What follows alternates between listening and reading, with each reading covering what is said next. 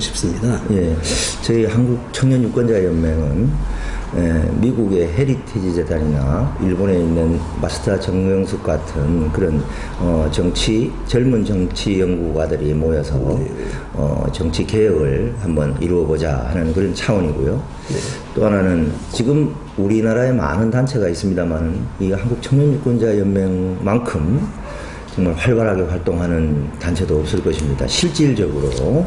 그래서 매주 거의 행사와 또 내지는 포럼 또 내지는 정책 제안 등등 뭐 거의 매주 행사를 하면서도 전국에 있는 17개 시도 광역시에 청년들이 모여서 정책을 내고 과거 12년 그 대선 때도 전국에 있는 그 현안들을 정책을 제시해가지고 박근혜 후보나 그 당시 안철수 후보, 문재인 후보한테 정책 제안도 한 경험이 있고 실질적으로 지금 많이 움직이고 있습니다. 그래서 저희 단체가 작년 12월 같은 작년 지방선거에 투표 동료라든지 이런 등등 여러 가지를 해서 정말 우리 젊은이가 정치에 참여하고 목소리를 낼 수 있는 그런 단체라고 생각하시면 됩니다.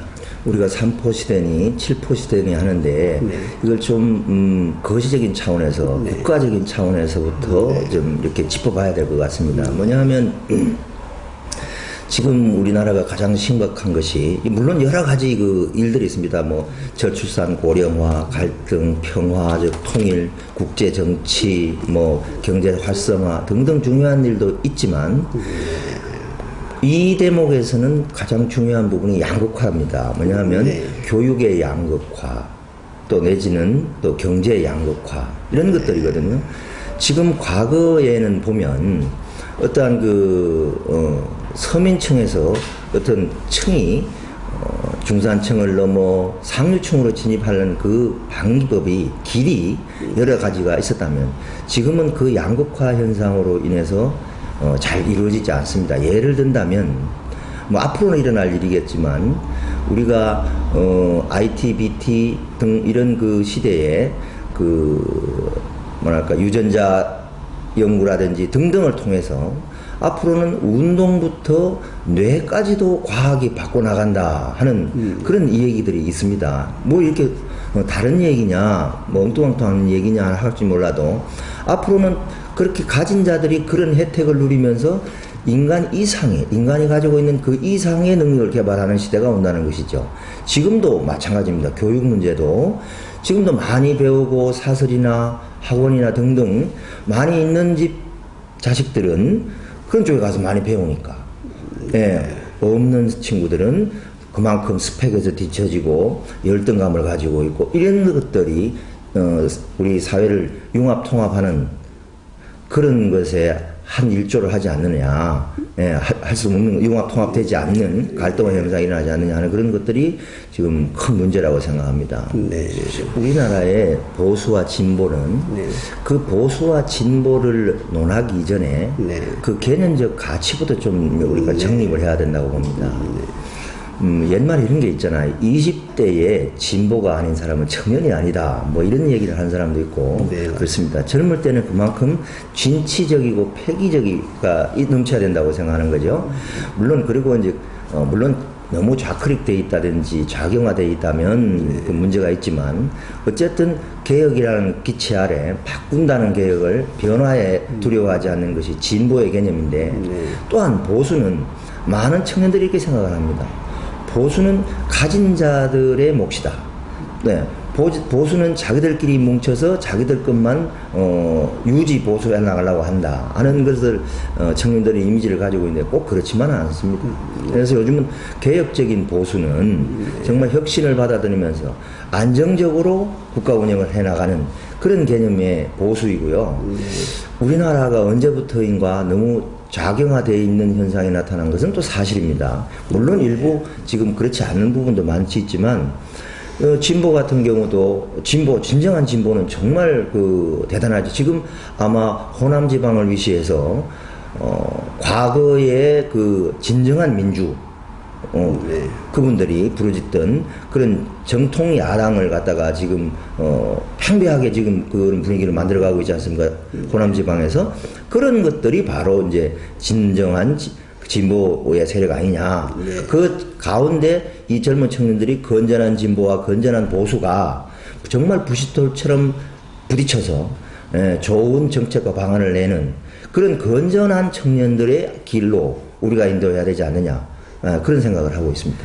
그 원도심 활성화 어느 도시 없이 우리 대전뿐만이 아니라 원도심 활성화 또 내지는 원도심 공동화 현상은 어느 도시 어느 국가를 막론하고 다 있는 상황입니다. 사실은. 그런데 그럼 그런 걸 활성화시켜야 되는 것이 관건이고 방안이 아니십니까? 그래서 제가 많은 칼럼이나 목소리를 기고를 통해서 이제 냈는데 그 중에서 우리 특히 대전 중구 같은 경우는 대전천은 동구와 연계되어 있고 여기 있는 유등천은 서구와 연계가 되어 있습니다. 그래서 수변 도시라는 것이죠. 그리고 또 뒤쪽으로 서쪽으로는 그 보문산이 자리하고 있잖아요. 그래서 지금 대전 같은 경우에 보문산은 각 골짜기마다 그 아쿠아리움이라든지 아니면 또 그 산성공원이라든지 효문화 뿌리공원 등등 이런 것들이 적절하게 잘 구성되어 있습니다. 근데 문제는 연계되지 않았다는 데 문제가 있는 거죠. 각 골짜기마다 우리 그 시민이나 애용자들이 따로따로 들어갔다가 다시 나와야 되는 이런 불편함이 있습니다. 그래서 제가 제안한 것은 이것이 우리나라에도 여러 곳이 있습니다만은 모노레일을 작성해서 거기를 쭉 훑어보면서 데이트도 하고 또 어린이 교육도 하고 우리 조상을 찾는 그 뿌리물 공원을 수변을 가까이 생태도시에 맞는 이런 도시로 이루어져 나가야 된다는 것이죠. 또 안으로 들어와서 지금 은행동 등등 이 근처에 대흥동 구도청 자리 같은 이런 자리에 이제 공동화 현상은 벤처 IT 산업을 유치해서 젊은 청년이 과학의 도시답게 많이 모여서 사람이 결국은 힘이고 사람이 모든 것을 해결합니다. 그래서 사람을 우리 대전 중구로 어떻게 하면 모이게 할 수 있는지 물론 요즘 들어서 뭐 차 없는 거리 등등 이런 걸 하고 있습니다만은 그런 것들은 일시적인 방편일 뿐이지 지속성이 없다는 것이죠. 그래서 조금 더 말씀을 드리면 도시는 어떻게 개발되어야 되는가 하면 첫째는 관찰이 필요합니다. 치밀한 관찰. 즉 어떠한 사람이 어떠한 동선을 따라서 어떤 공원을 이렇게 걸어갔을 때 공원을 가만히 보면 눈 오는 날 가만히 보면은요 사람이 지나다니는 그 길은 꼭 그 길로만 이렇게 지나다닙니다.